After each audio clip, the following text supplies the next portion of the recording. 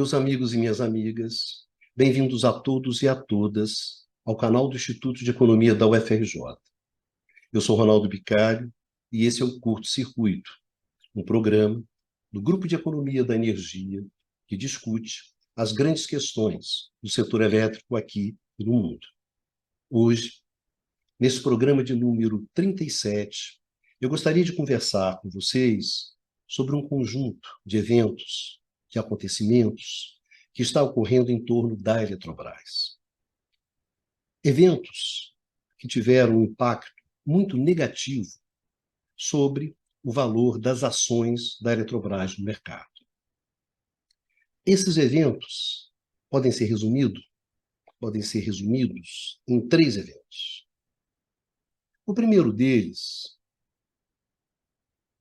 é o parecer da Procuradoria-Geral da República, que apoiou o pleito do governo junto ao STF em uma reivindicação que o governo faz acerca da legalidade da perda de valor de um conjunto significativo de ações que o governo ainda detém da Eletrobras.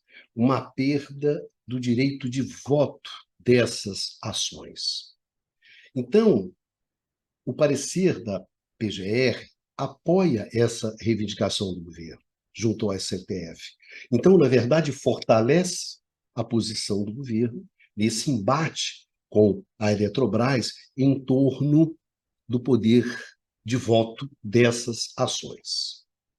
O mercado leu negativamente isso, porque encara esse fortalecimento da posição do governo como fortalecimento de uma posição a favor de uma reestatização, ou pelo menos de um questionamento em torno de determinados elementos da privatização da Eletrobras.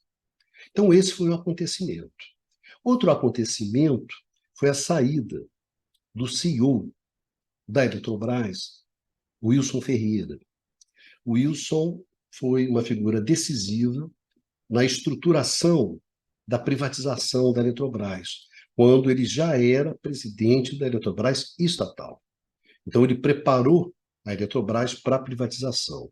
E depois da privatização, o Wilson voltou ao comando da Eletrobras. Pois bem, o Wilson pediu demissão do cargo de CEO, e isso teve um impacto negativo também nos preços das ações, porque o mercado viu isso de uma forma negativa. O outro terceiro evento importante é o apagão de 15 de agosto, agora, de 2023. Apagões, racionamentos, esses eventos, eles não são nunca bem vistos quando ocorrem no setor elétrico.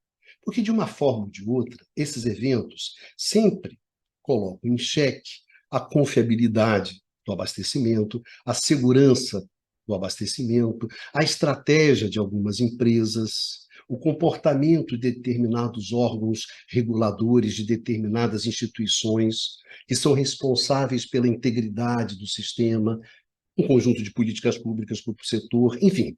Blackout, racionamento, apagão, nunca é bom para o setor elétrico. E também teve um efeito negativo sobre o preço das ações da Eletrobras. Pois bem, o que eu queria conversar com vocês é justamente sobre esse conjunto de eventos e colocar esse conjunto de eventos sob a perspectiva da disputa que se dá muito forte, muito pesada hoje em torno do setor elétrico brasileiro. Então, vamos ver qual é o peso que esses eventos têm justamente nessa disputa, nesse embate, que é decisivo para a evolução futura do setor elétrico brasileiro. Para onde vai o setor elétrico brasileiro? Então, vamos tentar ver essas ações dentro desse conjunto. E vamos começar justamente por essa posição da PGR, que fortaleceu o governo. Mas mais do que isso, uma coisa que é interessante, quando você fortalece a posição do governo, sempre existe a turma do deixa disso. que são aquelas propostas que giram em torno da conciliação, da possível conciliação entre a posição do governo e da empresa. E alguma dessas propostas, elas devem ser olhadas e devem ser vistas com muita atenção, porque talvez não sejam boas soluções e têm que ser avaliadas com cuidado. Então, vamos começar por aí. Vamos começar pelo fortalecimento do governo, a partir da PGR, e das propostas que aparecem em torno de uma possível conciliação, principalmente aquela que envolve antecipações de pagamentos, antecipação de pagamentos que a Eletrobras tem que fazer para a conta de desenvolvimento energético. Principalmente essa proposta. Vamos ver o que é isso com calma e vamos seguir aqui no nosso caminho sempre de tentar esclarecer para vocês o que tem qual é o caroço que tem nesse angu do setor elétrico brasileiro. Vamos lá. Bom, em primeiro lugar, qual foi o pleito do governo que a PGR apoiou? O pleito foi justamente a reivindicação que o governo está fazendo em relação à ilegalidade que representa a perda do poder de voto de uma parte significativa das ações que o governo ainda detém da Eletrobras, mesmo depois da privatização. Após a privatização, o governo ficou com 42% das ações ordinárias da Eletrobras, que são aquelas ações que dão direito a voto, que são aquelas ações que dão ao seu detentor o direito de participar da gestão da empresa. Isso que é uma ação ordinária, isso que é uma ação nominal. É isso que caracteriza esse tipo de ação, é poder participar da gestão. Então, o governo ficou com 42% dessas ações. Isso significa, se você tem um conselho de administração com 10 cadeiras, o governo tem o direito de indicar 4, em condições normais. Mas essa não foi uma privatização normal. Foi usado um recurso maroto de transformar. Não, a Eletrobras agora é uma corporação. Sim, mas o que isso significa? Que uma corporação não tem um controlador. E cada acionista só pode participar, no máximo, com 10%. Na hora da votação, na hora da gestão. Ninguém pode ter mais do que 10%. Ué, mas eu tenho 42%. Bom, problema seu. Desses 42%, eu só vou contar 10%. Isso significa que de cada 4 ações que o governo detém, apenas uma tem direito a voto. Foi extraído esse poder das outras 3. Das outras 3. E o que significa essas 3? Essas 3 são 32% do total das ações ordinárias da Eletrobras, ou seja, é 1/3.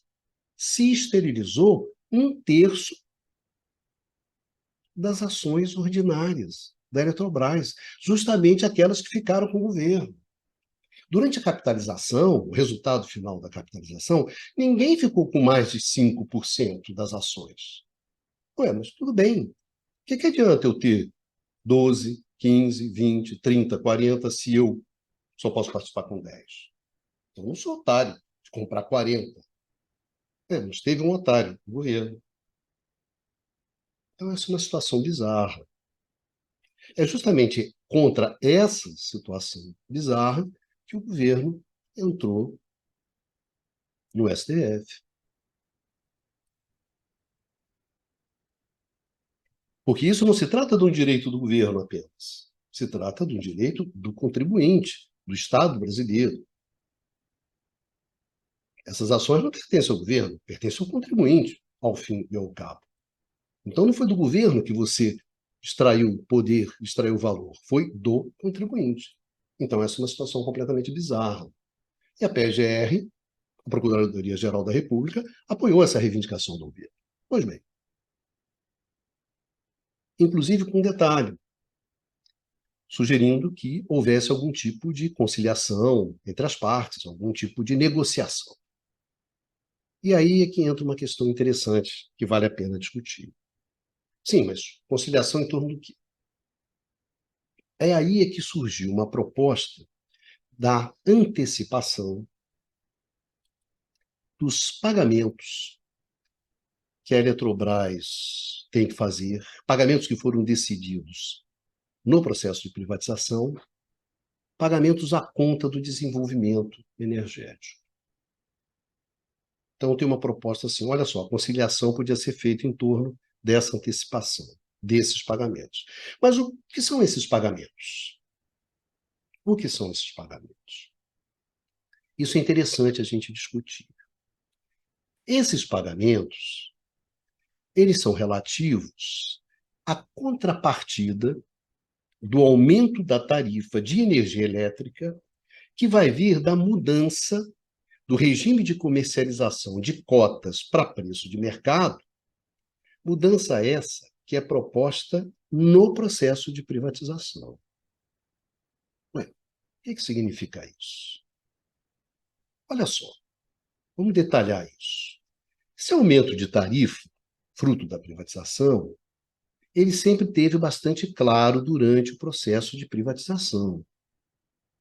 O regime de cotas, que era sob o regime sob o qual a Eletrobras ela comercializava a sua energia, esse regime de cotas garantia a existência de uma energia barata, que era fruto da seguinte consideração: a consideração de que uma parte das usinas da Eletrobras já tinha sido amortizada completamente. Portanto, já tinha sido inteiramente paga. Então, não havia necessidade de seguir incorporando à tarifa dessas usinas uma remuneração ao capital que foi investido nessas usinas. Então, nesse caso, a tarifa dessas usinas deveria cobrir apenas os custos de operação e manutenção. Ponto.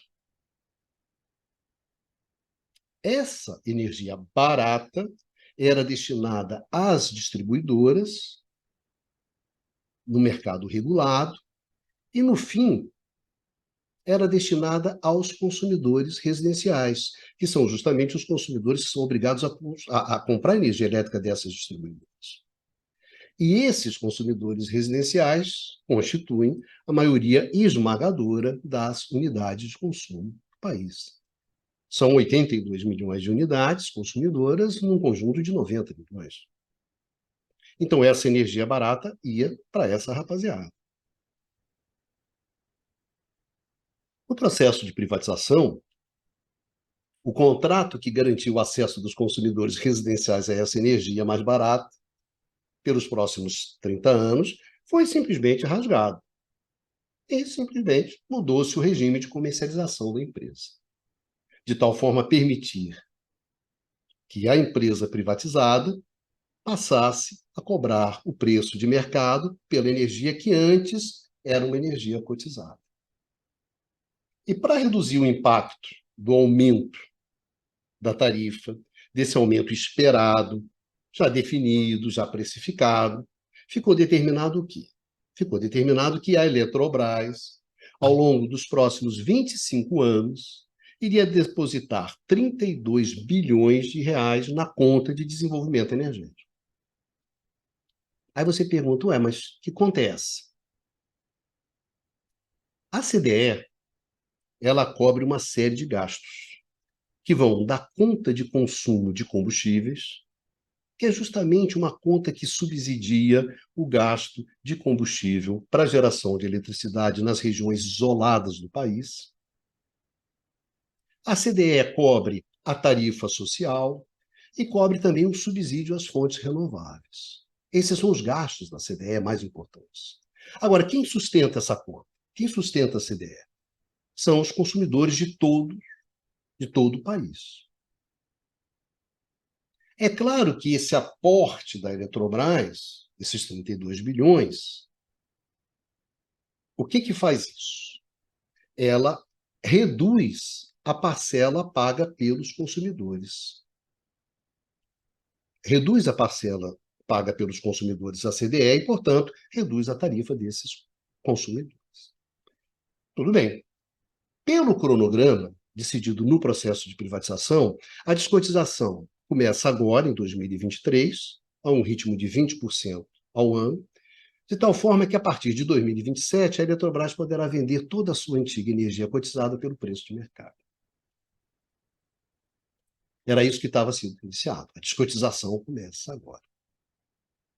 Então, dito isso, a primeira questão que a gente tem que colocar, que a gente tem que discutir, quando a gente coloca a possibilidade da antecipação desses recursos associados à descotização, é que, olha só, gente, esses recursos, eles estão relacionados a uma tentativa de amenizar um aumento de tarifas que vai vir de forma inevitável e que é fruto do próprio processo de descotização, quando você deixa de vender, de comercializar a energia elétrica da Eletrobras no regime de cota e passa a comercializar levando em conta o preço do mercado. Então, a tarifa vai subir, porque agora, além de cobrir manutenção e operação, você vai também ter que remunerar os investimentos. Então, é óbvio.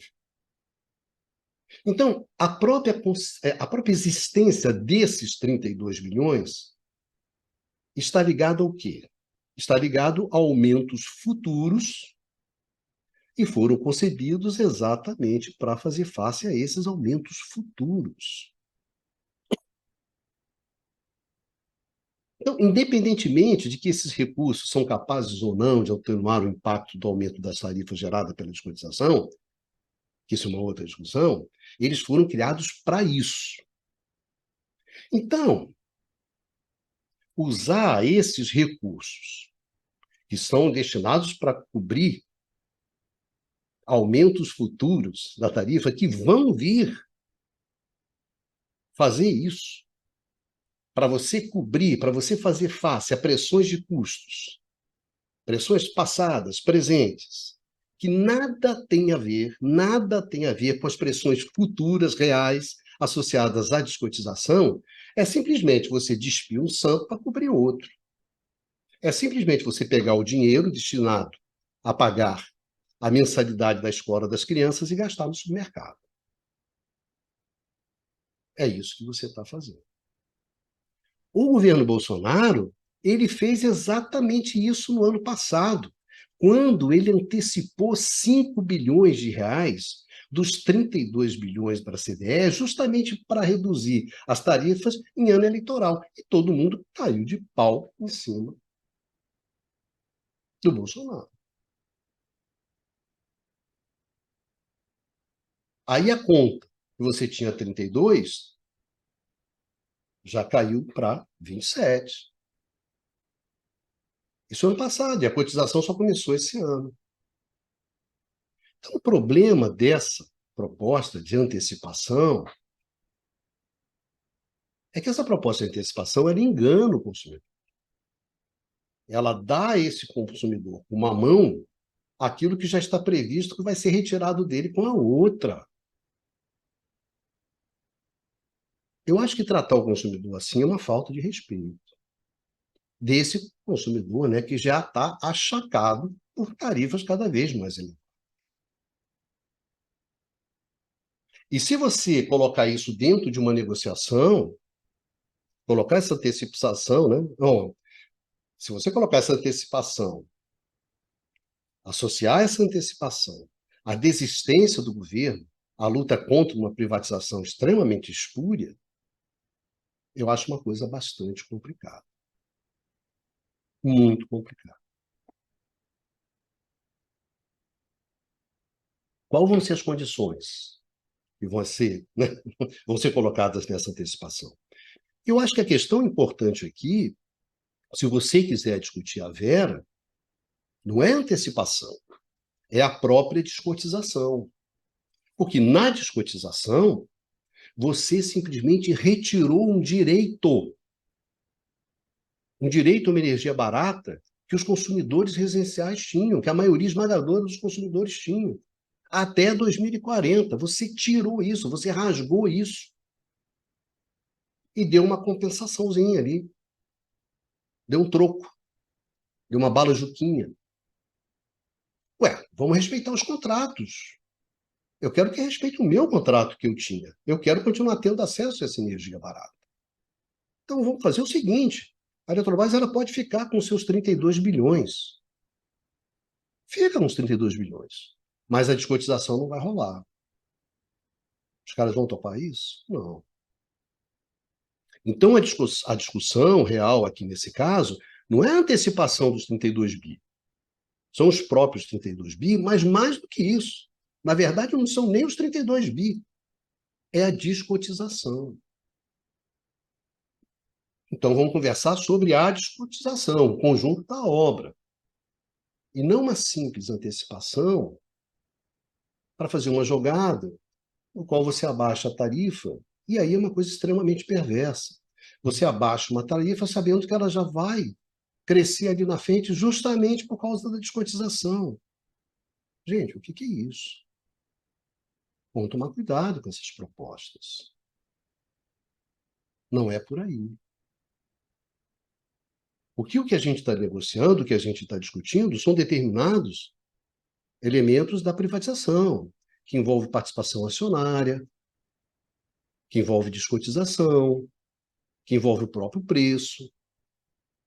Se a gente vai abrir mão disso, se nós vamos abrir mão, se o governo vai abrir mão disso, em torno ali de uma antecipação de um fundo que foi criado para atenuar um efeito negativo, profundamente negativo, que era a descotização, não, isso não é legal. Porque se você coloca essa questão da descotização na mesa, a Vera, isso vai ter um impacto grande sobre as ações. Porque isso é um aumento da receita que se espera. Né? Você está com uma receita porque você está vendendo energia cotizada, se você puder vender essa energia preço de mercado, preço maior, receita maior, fortalece o caixa, distribui dividendos, é o que os caras querem. Mas se você falou, não, eu quero discutir isso aqui. Eu quero discutir a descotização. E a descotização cabe ser discutida. Sim, vamos discutir. Pode ficar com seus 32 bi. Essa que é a questão fundamental. E é aí que a gente tem que discutir. Então, esse tema, que diz respeito à antecipação, ele tem que ser olhado com bastante cuidado. Agora, evidentemente, que existem outras questões e outros pontos que a gente tem que discutir.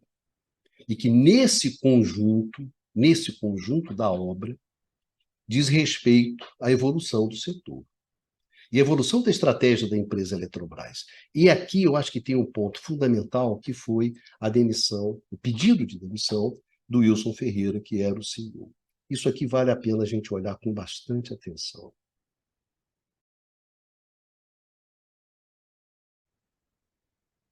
Para entender a saída do Wilson Ferreira, da Eletrobras, e quais são as consequências da substituição do Wilson pelo Ivan Monteiro, novo CEO, para começar essa conversa, eu acho que a gente tem que começar por aqui, por esse gráfico. Esse gráfico daqui, o que mostra esse gráfico? O preço das ações da Eletrobras desde junho do ano passado, quando você teve a capitalização, até agora, em agosto de 2023. Quando você fez a privatização da Eletrobras através da capitalização, as ações da Eletrobras elas foram comercializadas a R$ 42 por ação. Hoje, essas ações elas estão valendo R$ 36. Então, é evidente que houve uma perda no valor de mercado da Eletrobras. Quando a Eletrobras foi privatizada, grosso modo, o valor do mercado estava aqui. E hoje, um ano depois, o valor de mercado está aqui. Então, houve uma queda daqui para cá. É aqui que está o problema. É aqui que a gente encontra as razões da saída do Wilson.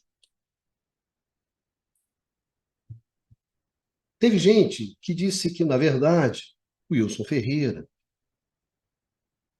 deixou de ser presidente da Eletrobras, pediu demissão do seu cargo de CEO, e que, na verdade, aquilo foi um sacrifício.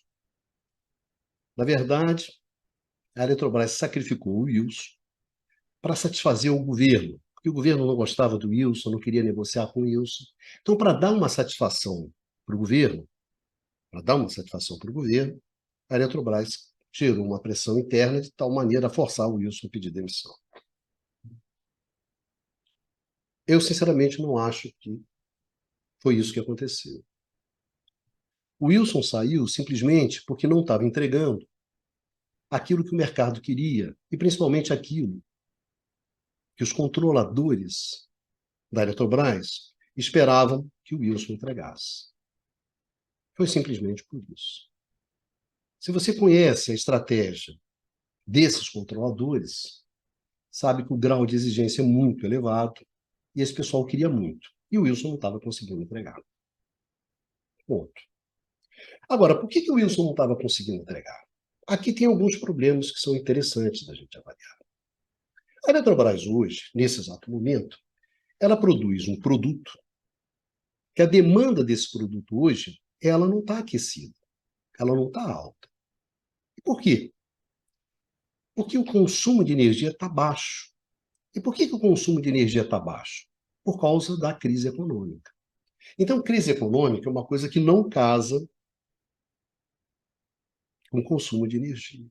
Quando você tem crise econômica, o que acontece com o consumo de energia? Baixa. Então, a demanda pelo seu produto está baixa. Quando você olha para o preço, está acontecendo uma outra coisa, que é a seguinte. Os reservatórios estão cheios. A hidraulicidade ela foi bastante favorável nos últimos anos, depois da crise de 2021. Então, você está com o reservatório cheio. Então, o que acontece com o preço da eletricidade? Está lá embaixo. O chamado PLD, que é um preço que serve assim como uma proxy, uma aproximação do preço de mercado, está no seu piso, está lá embaixo. Então, você vende um produto que a demanda está baixa e que o preço está baixo. O que acontece com a sua receita? Está baixa. Isso se reflete na receita, se reflete no caixa, se reflete no pagamento de dividendos, se reflete no preço das ações. Então, as expectativas que havia de que, na verdade, a privatização ia jogar o preço das ações lá para cima, que ia fazer com que o valor de mercado da Eletrobras explodisse, não aconteceu. Esse é um fato. E, além do mais, se você olha o gráfico, a queda se dá principalmente em 2023. E aí tem também, óbvio, aquilo que a gente estava conversando, as pressões do governo. É claro que isso é importante. No setor elétrico, o Estado tem um papel fundamental, gente. É muito importante. É importante na regulamentação, é importante na definição de políticas públicas. O setor elétrico não é um lugar onde você compra a briga com o Estado. Isso não é bom.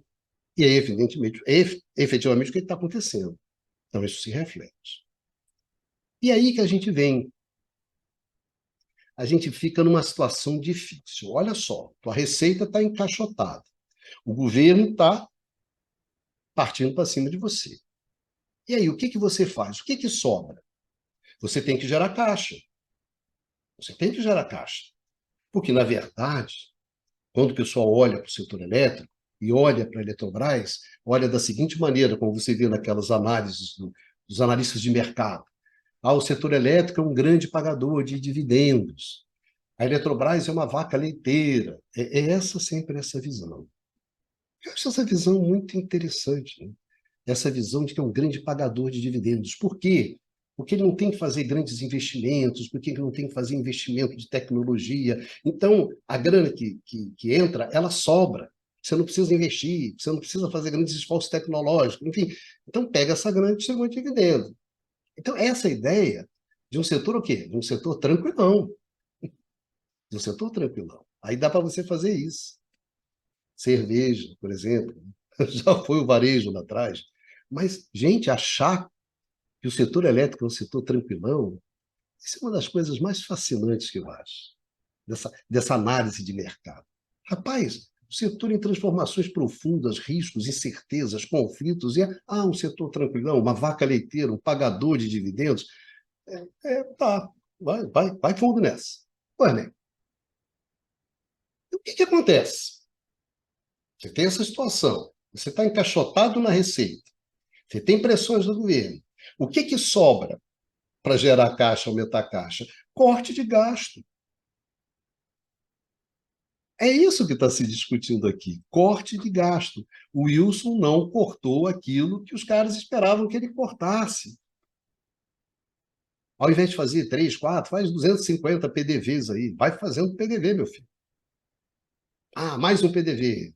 Aí a tigrada, como diria a velha Maria Conceição Tavares, Dona Maria Conceição, aí a tigrada urra, e vai ter mais um PDV, vai cortar gasto. Vai incorporar Furnas. Vai incorporar Furnas, que é uma controladora, então vai reduzir o seu custo de administração, né? A Eletrobras incorpora, joga dentro de Furnas, demite a opção de gente, corta custo administrativo. Corta gasto. Costa. Aí, tigrada urra. É fabuloso isso. Não, vou vender térmica porque agora eu sou verde. Não, vai vender térmica para fazer caixa. Vai fazer caixa para quê? Para distribuir dividendo. A galera vai a Faria Lima, urra, a tigrada, né? Nossa, uiva para burro. A Eletrobras vai sair do seu prédio e vai ficar lá encaixotada no prédio de Furnas. Corte de custo, corte de gasto. Ah, é isso. O problema é que o que sobrou é o corte de gasto.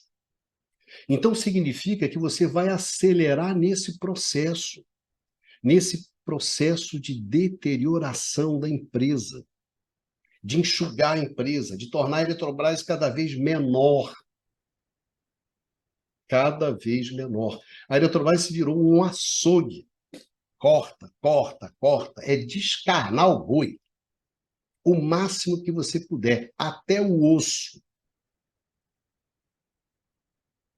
É isso que os controladores esperam. E é isso que o conselho de administração, que esses controladores, né, controlam, exigiu do Wilson.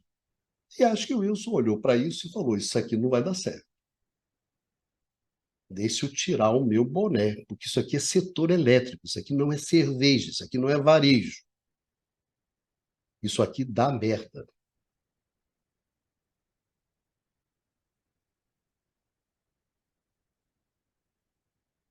Foi isso que aconteceu. Entrou o Ivan Monteiro, que vem da onde? Vem do setor financeiro. Vem da Banco do Brasil, Petrobras, mas vem por que vertente? Pela vertente financeira. Ivan não é um homem do setor elétrico. O Wilson, bem ou mal, era um homem do setor elétrico. E sentiu que aquela maionese ia desandar e que ia estourar na mão dele. Então, agora a gente entra num processo, na Eletrobras, de aceleração do desmanche da empresa.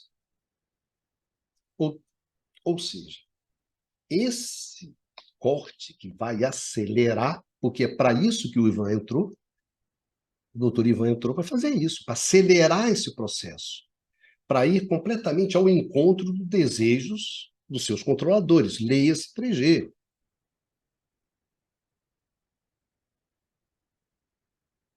Se o mercado quer isso, não estou entendendo porque avaliaram de forma negativa. Senhores, o Wilson, em tese, saiu porque não estava entregando para os senhores aquilo que os senhores queriam. E aí os senhores viram isso mal? Não acredito nesse bom senso. Porque esse processo de aceleração, porque a única coisa que sobrou é aqui no gasto, é no desmanche, é no açougue, é no corte.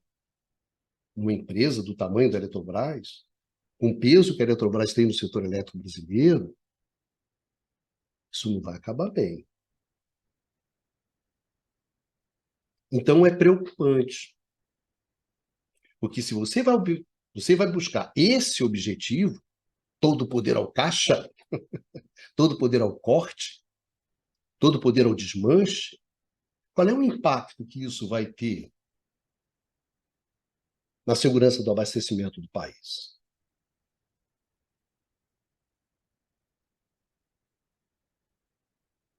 E aí a gente vai ler, não, o Ivan Monteiro ele é um bom negociador.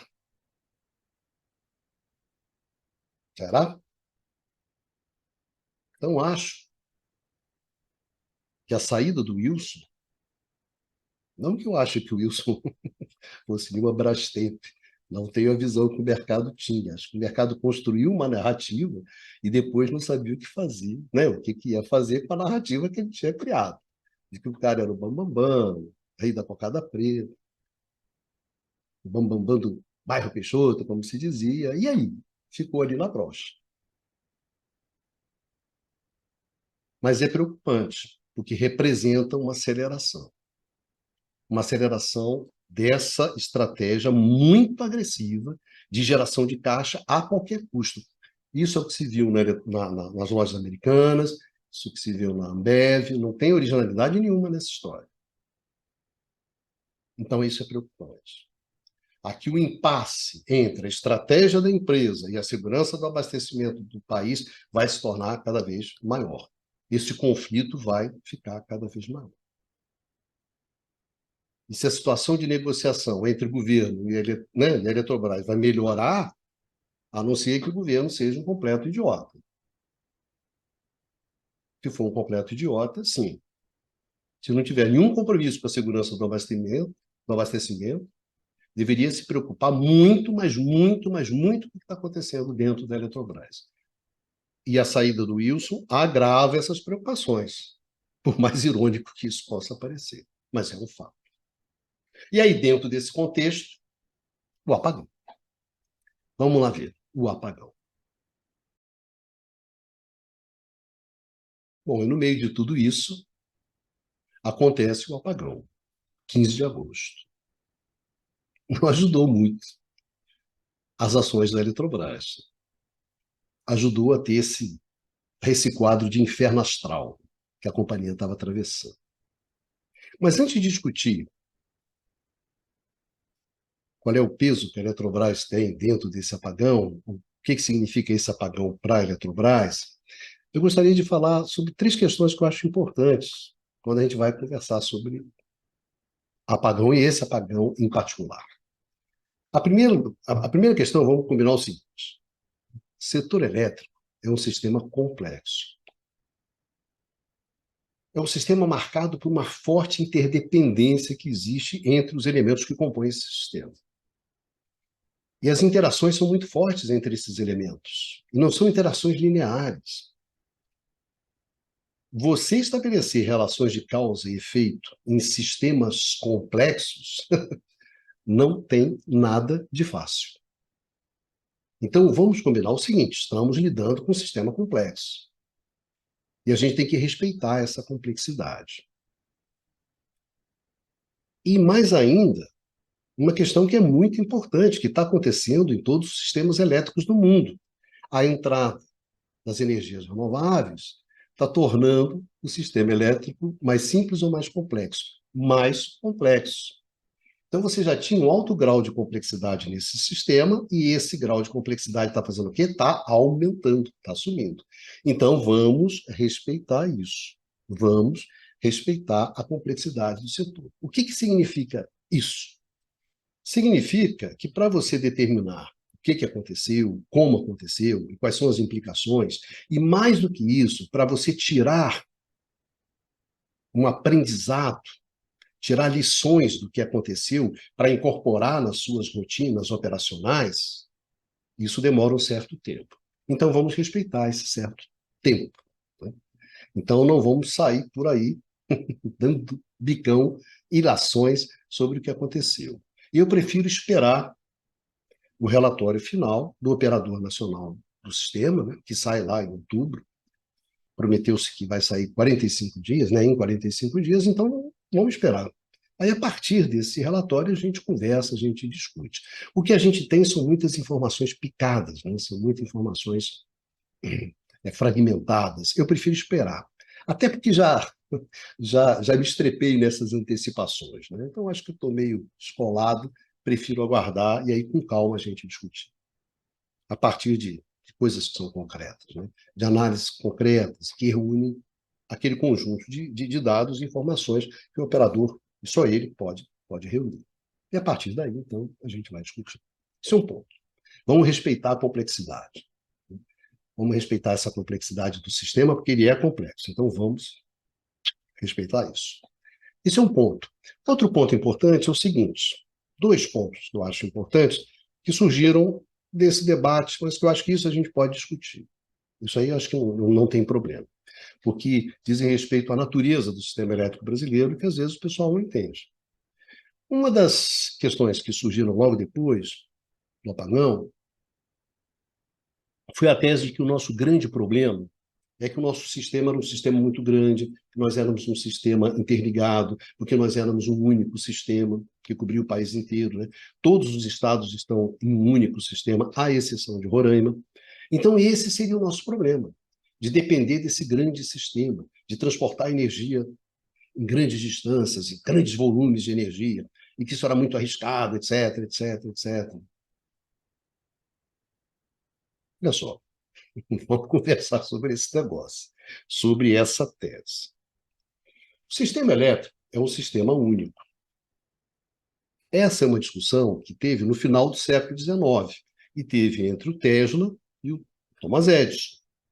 O que ganhou foi a versão do Tesla. Ora, nós vamos fazer um sistema único e esse sistema ele vai se expandir, ele vai se tornar cada vez maior. Só que as escalas também serão maiores, escopo maior, diversidade maior. E as economias de escopo, de escala, de diversidade vão jogar esses custos lá mais baixo, lá para baixo. Essa é uma questão decidida, gente, no final do século XIX. Qual é o grande desafio do setor elétrico? Lidar com essa complexidade crescente. A partir do momento que ele consegue lidar com essa complexidade crescente, o que que faz? O setor cresce, o setor se desenvolve, o setor evolui, e essa evolução se traduz em custos cada vez menores, tarifas menores e a maior acesso à energia abundante e barata para a sociedade. Desafio histórico do setor. Isso é final do século XIX, início do século XX. Essa é a nossa trajetória. Não é fazer pequeno, senão o Edison era o cara que tinha ganho. Então, esse pessoal que fala isso hoje está pensando lá no Thomas Edison. Não chegou nem no Tesla. Nem no Tesla chegou.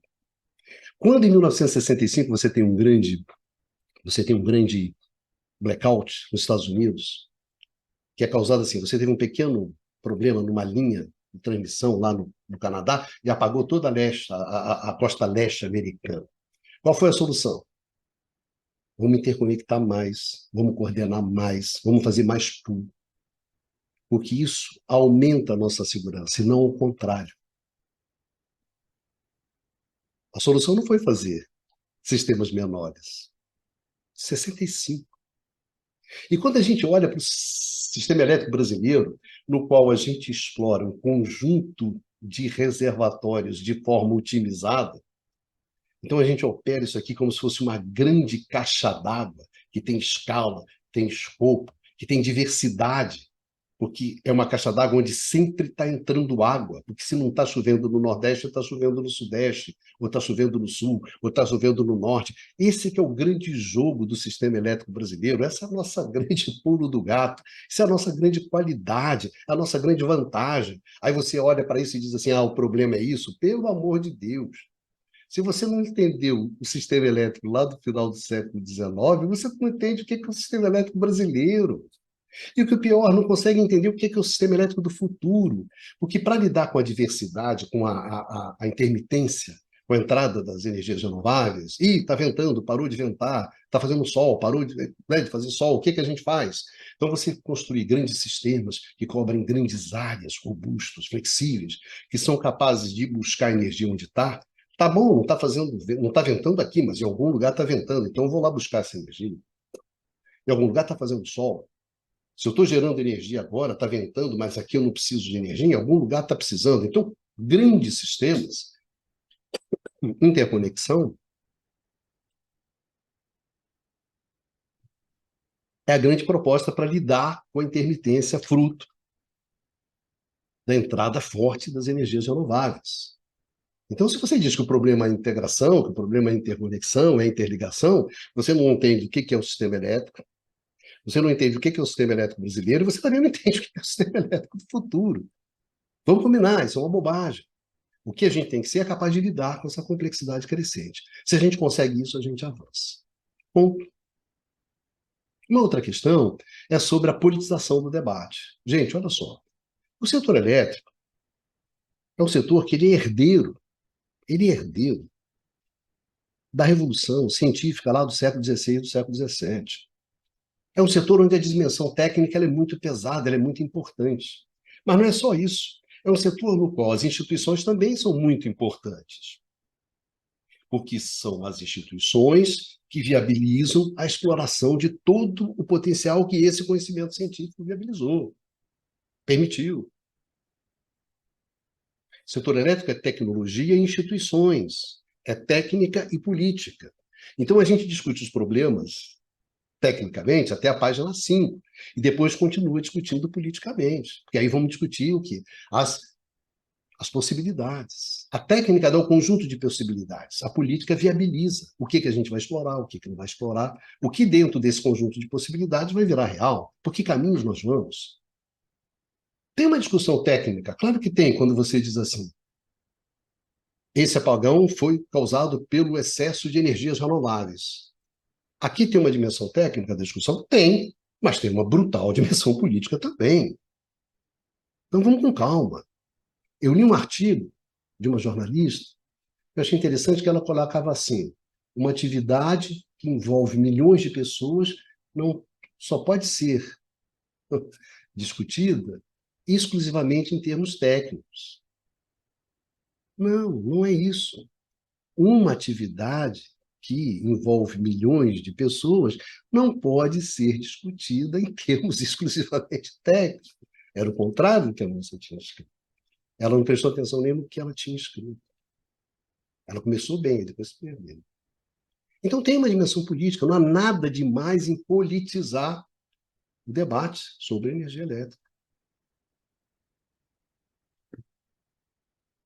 Não se deve perder na tecnicalidade. Tem que se tomar cuidado com isso. Tem que tomar cuidado com isso, senão a gente se perde. Porque muitas vezes a tecnicalidade esconde um montão de opções técnicas, de opções políticas. Muitas vezes decisões técnicas escondem opções. Quem ganha, quem perde, quem fica com o lucro, quem fica com o prejuízo, quem vai pagar a conta, quem vai ficar comigo. Por trás de uma discussão aparentemente técnica. Então, vamos tomar cuidado com isso. Então, acho que esses dois temas são importantes, esses três temas. Vamos respeitar a complexidade, tá certo? Vamos respeitar isso. A interligação, a nossa grande capacidade de interconexão, o nosso grande sistema não é um problema. Na verdade, ele tem que ser pensado como uma solução. Em terceiro, não há nada em discutir politicamente o setor elétrico. O setor elétrico não é o reino da discussão técnica, vamos com calma, porque historicamente não foi. Então, devagar com isso. Então, isso é importante. E aí a gente cai na questão da Eletrobras. Aí a questão da Eletrobras, vamos colocar as coisas no seu devido ponto. Qual é o problema que a gente tem aqui? A Eletrobras tem um peso enorme dentro do setor elétrico brasileiro. Se você detém 50% da capacidade dos reservatórios, se você detém um terço da capacidade de geração, quando chega na parte hidráulica especificamente, que é a geração-chave dentro do setor elétrico brasileiro, aí a participação da Eletrobras já vai para 44%, 45%. Quando a gente pensa em linha de transmissão, está em mais de 40% da linha de transmissão, pertence à Eletrobras. Então, se acontece alguma coisa dentro do setor elétrico brasileiro, a possibilidade de que a Eletrobras esteja envolvida é muito grande, gente. Presta atenção. Né? Você detém grande parte dos ativos, grande parte da infraestrutura. Então, você está no jogo, que é o seu tamanho. Tá certo? Isso aí não tem muito como fugir dessa questão. Outra coisa, se você tem uma estratégia, como a Eletrobras tem hoje, uma estratégia extremamente agressiva de cortar gasto, de colocar pessoal para fora, você achar que eu olho para isso e acho que isso não vai ter nenhuma consequência sobre a qualidade dos serviços que você presta para a sociedade, como gerador, transportador de energia, claro que não, né? É razoável que as pessoas se preocupem. Se você está nessa estratégia do açougue, você acha que essa estratégia do açougue, do desmonte, do desmanche, do apequenamento, que isso não vai ter consequências? Vai. E o que o apagão aponta é isso. Olha só, isso aqui pode acontecer.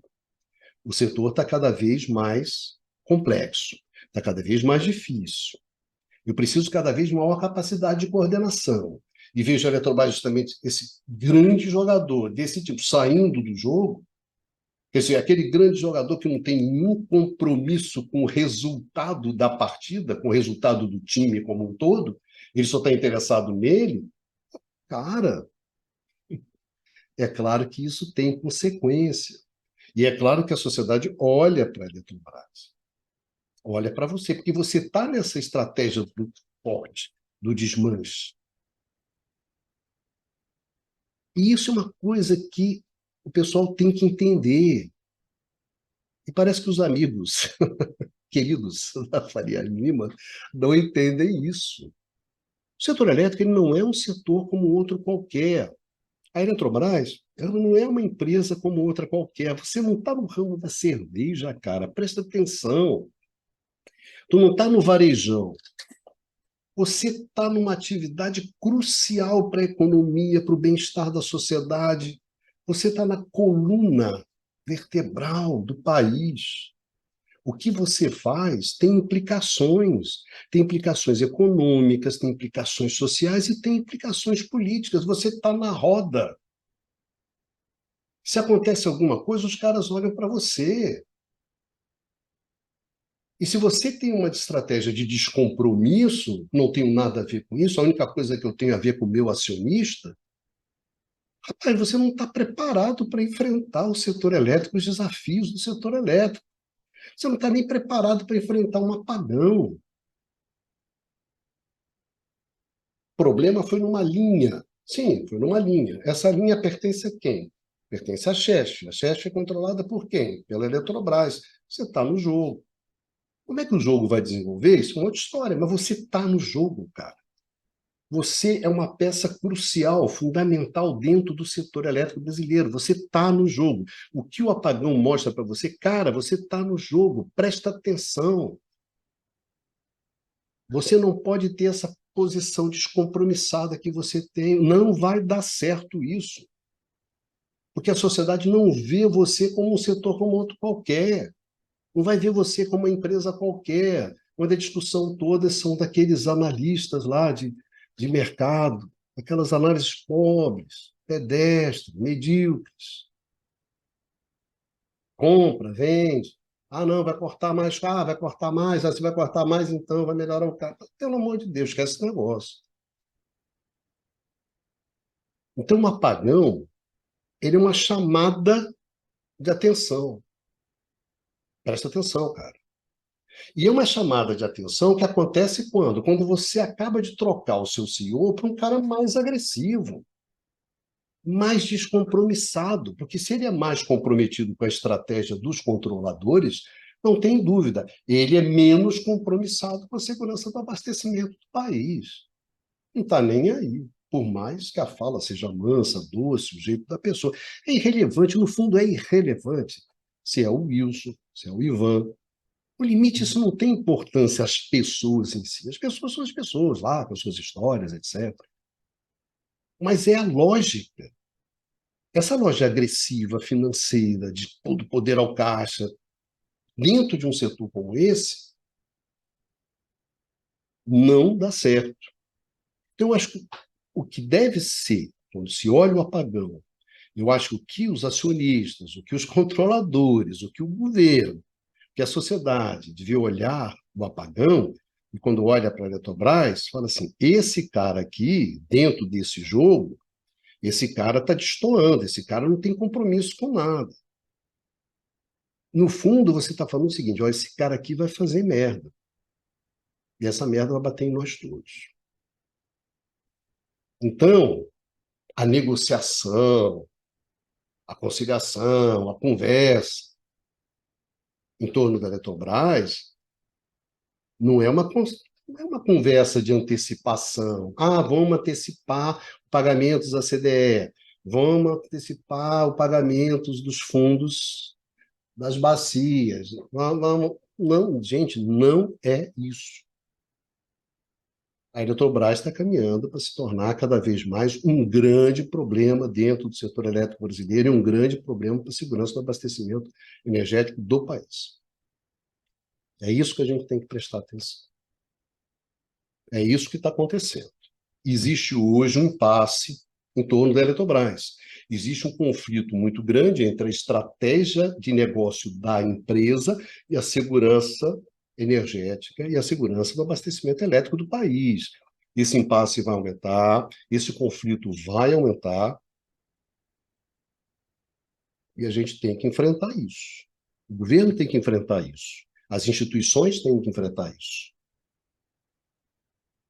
Eu não sei se os controladores têm que enfrentar isso. Se você tiver numa lógica de curto prazo, se a minha lógica é a lógica americana, se acontecer alguma coisa, depois eu vou então para a Espanha, que nem fez o CEO, o ex, fico exilado lá na Espanha.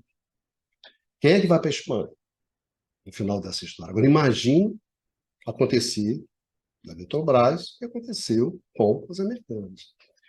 É um pouco isso que eu queria conversar com vocês. Era sobre esse impasse, esse conjunto de acontecimentos que a gente conversou aqui, eles vão desenhando esse impasse, eles vão desenhando esse conflito. E o impasse, da maneira como ele está sendo desenhado, ele é de difícil solução. Não é fácil sair dessa situação. Então, aconselho a se prestar muita atenção no que está acontecendo. Inclusive os meninos da Faria Lima. Inclusive os meninos da Faria Lima. Isso aqui não é bolinho, isso aqui não é brincadeira. O que está acontecendo no setor elétrico brasileiro é muito sério. Vamos prestar atenção nesse negócio. Tá bom?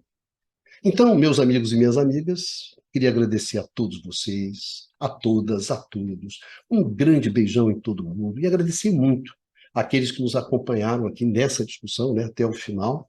Uma discussão que não é fácil, discussão do setor elétrico nunca é fácil, sempre é complicado, mas eu acho que a gente tem que encarar, a gente tem que enfrentar. Vamos conversar. A gente precisa conversar muito sobre o setor elétrico brasileiro.